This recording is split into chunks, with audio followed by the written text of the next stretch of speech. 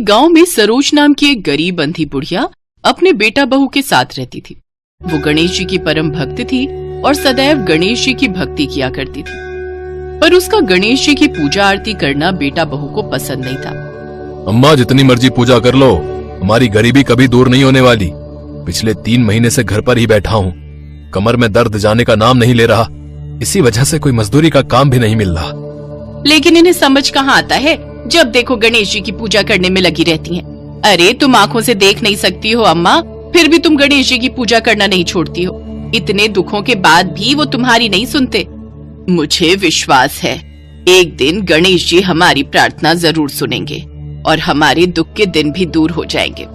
मैं तो कहती हूँ तुम दोनों भी गणेश जी की पूजा किया करो। गणेश जी अपने भक्तों पर शीघ्र ही प्रसन्न होते हैं। अम्मा, शीघ्र तो प्रसन्न नहीं हुए, आप तो कब से पूजा कर रही हो। एक भी दिन हमने पूरी पकवान खाए हो तो बताओ। रोजाना रूखी सूखी ही खाकर रहते हैं। बहुत पूजा पाठ करके देख लिया, हमारी किस्मत कभी नहीं बदलने वाली अम्मा। बूढ़ी सरोज ने अपने बेटा बहू की बातों पर ध्यान नहीं दिया और वो भगवान गणेश जी की पूजा करती रही। उसका विश्वास जीत गया और उसकी प्रार्थना एक दिन गणेश जी तक पहुंची गई। गणेश जी सरोज की भक्ति से प्रसन्न हुए और उसके सामने प्रकट हुए। माँ, मैं तुम्हारी भक्ति से प्रसन्न हूँ, मांगो, तुम्हें मेरे से क्या चाहिए। हे गणपति महाराज, मुझे तो कुछ मांगना ही नहीं आता। मैं तो बस आपकी दर्शन की अभिलाषा रखती थी। आपके दर्शन हो गए, मुझे सब कुछ मिल गया, तो और भला मैं आपसे क्या मांगू। माँ, तुमने मेरी इतनी सच्चे मन से पूजा की है तो कुछ तो मैं तुम्हें जरूर दूंगा। अगर तुम्हें मांगना नहीं आता तो कोई बात नहीं, तुम अपने बहू बेटे से पूछकर मांग लेना, मैं कल फिर आऊंगा। इतना कहकर गणेश जी अंतर्ध्यान हो गए। सरोज अपने बेटे के पास गई और उससे गणेश जी वाली बात कही। बेटा, मुझे गणेश जी ने दर्शन दिए थे। वो मेरी पूजा और भक्ति से बहुत प्रसन्न हैं और वो मुझे वरदान में कुछ देना चाहते हैं, पर मुझे ये समझ नहीं आ रहा कि मैं उनसे वरदान में क्या मांगू। क्या गणेश जी ने वरदान मांगने को कहा? अम्मा, ये तो चमत्कार हो गया। एक काम करो, तुम गणेश जी से बहुत सारा धन मांग लो। नहीं अम्मा, हमारी बहुत समय से संतान नहीं है। तुम मेरे लिए गणेश जी से बेटा मांग लो। तुम्हारा नाती आएगा तो इस घर में खुशी आ जाएगी। अब मैं बेटे की बात मानूं या फिर बहू की? अब दोनों में से एक की बात मानी तो एक नाराज हो जाएगा। मुझे कुछ और सोचना होगा। एक काम करती हूँ, पड़ोस की शीला से पूछती हूँ। सरोज पड़ोस में रहने वाली शीला, जो उसकी अच्छी सहेली थी, उसके पास गई और उसे अपनी सारी बात कही। शीला सरोज की सहेली थी, इसलिए उसने उसका भला सोचा और बोली, देख सरोज, तू मुझे बहुत सालों से जानती है। मैं और तू अच्छी सहेलियां हैं, इसीलिए मैं तुझे सही राय दूंगी। तू अपने बेटा बहू की छोड़ और अपने बारे में सोच। तू तो थोड़े दिन ही जिएगी। तू क्यों धन मांगे, क्यों नाती मांगे? तू तो अपने आंखों की रोशनी मांग ले, ताकि तू अपनी बची खुची जिंदगी आराम से काट सके, क्योंकि उम्र के साथ आंखें न होने से तू बेटा बहू की मोहताज हो जाएगी। जा, तू गणेश जी से अपनी आंखों की रोशनी मांग। सरोज ने अपनी सहेली की बात भी सुनी, पर उसका मन नहीं टिका। उसने सोच लिया था कि वो अपने बेटा बहू को भी नाराज नहीं करेगी, क्योंकि अगर उसने अपने बेटा बहू की बात नहीं मानी, सिर्फ अपने बारे में सोचा, तो वो भी तो स्वार्थ हो जाएगा। इसलिए उसने थोड़ा दिमाग लगाया और बहुत ही चतुराई से काम लिया। अगले दिन जब गणेश जी पुनः प्रकट हुए तो उन्होंने फिर से सरोज से कुछ मांगने को कहा।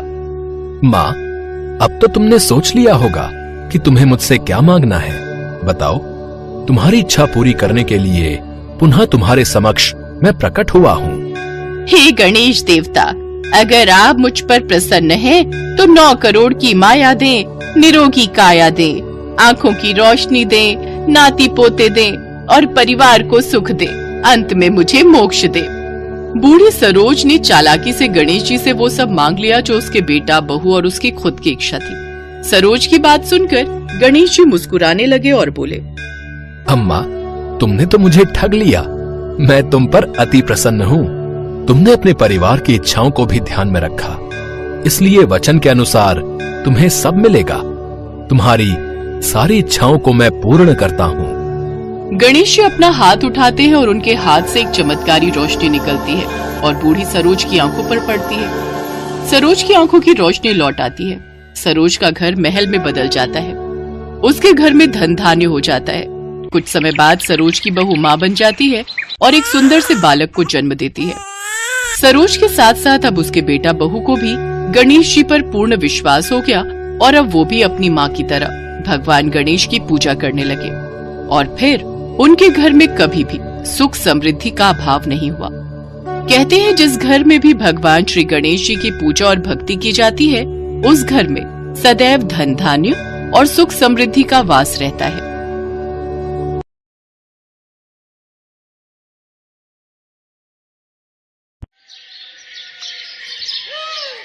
जय गणेश जय गणेश जय गणेश देवा, माता जाकी पार्वती पिता महादेवा। हे गणपति महाराज, आपकी सदा ही जय हो। जय श्री गणेश। प्रभु, आज मेरे काम का पहला दिन है। आप मेरे साथ ही रहना भगवान, ताकि मुझे किसी भी मुसीबत का सामना न करना पड़े। माँ जी, ये प्रसाद सुनो, तुम भी ले लो। सुमन, अपना ख्याल रखना। मैं किशोरी लाल को जानता हूँ, वो थोड़ा खड़ूस स्वभाव का है। अरे आप चिंता मत करो, मैं अपना ख्याल रखूंगी और फिर भगवान गणेश का आशीर्वाद हमेशा मेरे साथ है। वो मुझ पर कोई विपदा नहीं आने देंगे। आप आराम करो, मैं शाम को आते हुए 5 दिन की दवाई और लेती आऊंगी। बहू, रोटी सब्जी की चिंता मत करना, मैं बनाकर रख लूंगी। तू बस अपने काम पर ध्यान दे। बच्चे स्कूल से आएंगे तो मैं उन्हें खिला पिला दूंगी। सुमन का पति मनोज रिक्शा चलाता था, पर कुछ टाइम पहले ही उसके दोनों घुटनों में दर्द रहने लगा और दर्द इतना भयानक कि वो रिक्शा चला ही नहीं पाता। डॉक्टर ने मनोज को कुछ महीने घर पर आराम करने की सलाह दी।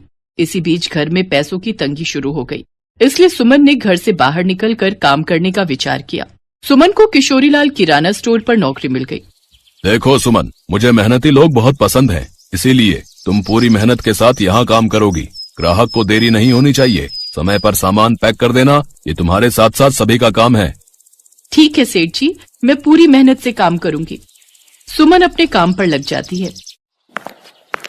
सुमन, 1 किलो चीनी, 1 किलो राजमा, 1 किलो चावल, 1 नमक की थैली, 1 पैकेट बेसन, 1 तेल की शीशी, 1 सर्फ का पैकेट और बाकी देख लो और क्या क्या है। जल्दी से इन मैडम का सामान पैक करके दो। जी, मैं भी कर देती हूँ।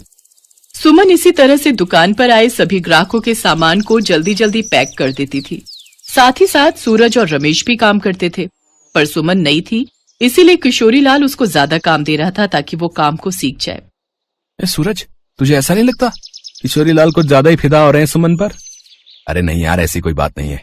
सुमन दीदी नहीं है ना, तो सेठ जी चाहते हैं कि वो काम को सीख जाए, और तू तो जानता ही है सेठ जी का स्वभाव कैसा है। इसी तरह से दिन बीतने लगे। सुमन अब किशोरीलाल के किराना स्टोर पर बहुत अच्छे से काम करना सीख गई थी। एक दिन सुमन को दुकान पर देर हो जाती है, क्योंकि अगले दिन रक्षाबंधन का त्योहार था। सुमन, आज थोड़ा दुकान से देर से जाना, कल रक्षाबंधन का त्योहार है। ग्राहक रात में भी आएंगे। मैं 1 घंटे में घर से होकर आ रहा हूँ। दुकान का ख्याल रखना। रमेश और सूरज गोदाम पर हैं। कुछ देर बाद सूरज दुकान पर वापस आ जाता है। सूरज और सुमन दोनों काम करने लगते हैं। सूरज ग्राहकों को सामान तोलकर दे रहा था। इसी बीच दुकान पर बादाम और किशमिश खत्म हो जाते हैं। सुमन दीदी, एक काम करो, रमेश अभी गोदाम पर ही है। यहाँ बादाम और किशमिश के पैकेट खत्म हो गए हैं, आप ले आओगे? मैं तब तक ये सामान पैक कर रहा हूँ। ठीक है सूरज भैया, मैं लेकर आती हूँ। गोदाम पिछली गली में ही था। सुमन गोदाम में पहुँचती है तो वो देखती है कि रमेश एक रिक्शा पर सूखे गोले की कुछ बोरियां रखवा रहा है। रमेश भैया, ये गोले कहाँ ले जा रहे हो? दुकान पर तो अभी काफी गोले रखे हैं। अब ये बोरियां किसी ग्राहक ने मंगवाई हैं, वही भिजवा रहा हूँ। ये लो, गोदाम का ताला चाबी तुम लगा कर आ जाना है। रमेश रिक्शा पर गोले की बोरियां रखवा देता है। रिक्शे वाला वहाँ से चला जाता है। अगले दिन दुकान पर गोले खत्म हो जाते हैं।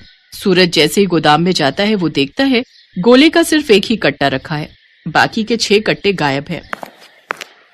सेठ जी, मैंने भी कल रात को 6 बोरे देखे थे। सुमन को मैंने बोला था कि अच्छे से ताला लगा कर आए गोदाम का। सुमन, गोले के बोरे कहाँ हैं? मुझे नहीं पता सेठ जी, मैंने कल रमेश भैया को बोरे एक रिक्शे पर रखते हुए देखा था। मैंने उनको पूछा भी था कि ये बोरे कहाँ जा रहे हैं, तो बोले कि ग्राहक को देने हैं। सेठ जी, अगर मैं बोरे रिक्शा पर रखवाता तो गोदाम का ताला इसे लगाने के लिए क्यों कहता? सेठ जी, इसने ही चोरी से गोले कहीं बेच दिए हैं। तू ऐसे नहीं बोलेगी, मैं अभी पुलिस को बुलाता हूँ। दुकान पर पुलिस आती है और सुमन को पकड़कर ले जाती है। सुमन जेल में रोने लगती है। सुमन का पति और सास भी बहुत परेशान थे।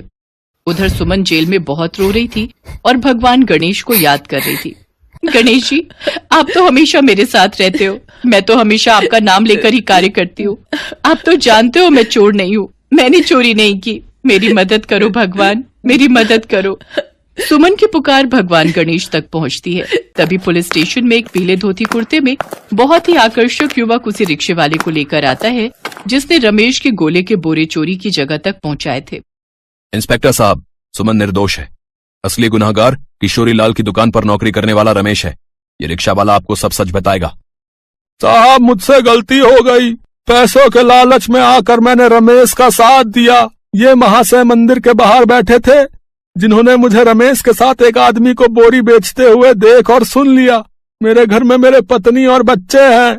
अगर उन्हें पता चलेगा कि मैंने एक चोर का साथ दिया है तो उन पर क्या बीतेगी। रमेश अक्सर ही किशोरी लाल के गोदाम से माल चुराकर मेरे रिक्शा पर ही बेचता है। अब तक तो मैंने उसका साथ दिया, पर मैं अब नहीं दूंगा। मुझे इस पाप का भागीदार नहीं बनना। रे सुमन को छोड़ दो और असली गुनहगार रमेश को जेल में डाला जाएगा। वैसे आपका नाम क्या है? मेरा नाम गणेश है। मेरा तो कार्य ही यही है, जो दुख तकलीफ में हो उसकी सहायता करना। अच्छा, अब मैं चलता हूँ। सुमन को तो अंदाजा भी नहीं था कि साक्षात भगवान गणेश उसकी सहायता के लिए जेल में आए हैं। वो युवक कोई और नहीं, स्वयं भगवान गणेश ही थे, जिन्होंने सुमन की सहायता की।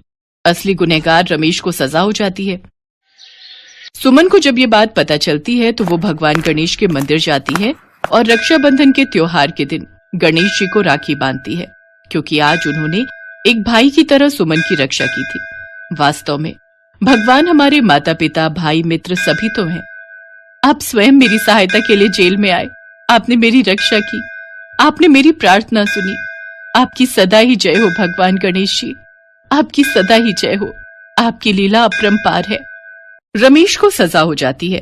किशोरी लाल भी सुमन से इस तरह के व्यवहार के लिए शर्मिंदा होता है और सुमन को उसकी नौकरी वापस दे देता है। कुछ समय बाद मनोज भी ठीक हो जाता है और वो भी रिक्शे का काम छोड़कर एक दुकान पर नौकरी करने लगता है।